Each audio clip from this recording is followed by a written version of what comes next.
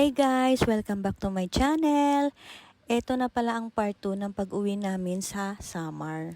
Ito nga at pumunta kami ngayon dito sa hacienda ng aking nanay. Look at the view. O diba, iba talaga pag probinsya. Ang fresh ng hangin, ang green ng paligid. Alam nyo yung vibe na kahit pagod ka sa biyahe, worth it lahat. Kapag ganitong view ba naman ang makikita mo araw-araw, diba ang sarap sa feeling?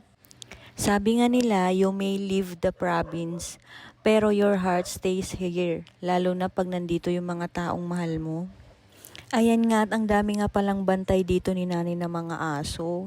Grabe, nakakatakot. Tahol sila ng tahol pagdating namin. At ayun na nga, ang dami palang mga alagang mga baboy ni nanay dito. Tingnan nyo naman guys. Ang dami nila. Merong mga malalaki, tapos merong mga biik, ang cute. Ayan daw pala ay mga bagong mga silang lang. Ang cute nila, 'di ba? Tapos yung mga inahin, ayan yung mga malalaking nakakulong. Sabi nga ni nanay, hindi nga sila pwedeng pagsamahin yung nanay at ang biik dahil nga baka madaganan sila. Cute na cute nga ako sa mga biik na yan. Grabe. Gusto ko silang iuwi sa Manila.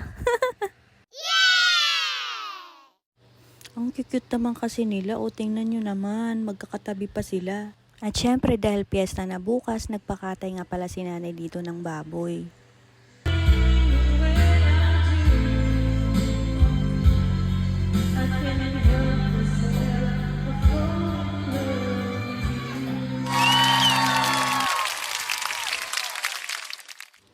O diba may pa-concert si Inday?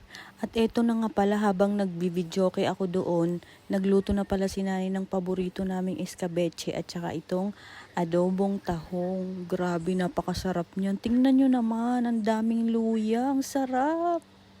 At syempre dahil fiesta na nga nito kinabukasan, eto nga at tulong-tulong na kami sa paggawa dito. Gumagawa nga pala kami dito ng buko salad. O diba bayanihan, may taga-paypay, yung meron namang taga-masid.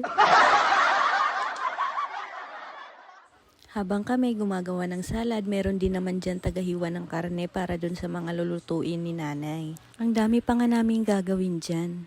Pero easy-easy lang ang mga person, puro lang kami tawanan dyan, kulitan. Ayan na nga at binabalot na namin yung mga salad na nagawa namin. Di ba ang dami naming nagawa, isang planggana. So ayan na muna, don't forget to like, comment, and subscribe para updated kayo sa part 3 ng ating fiesta vlog. Bye!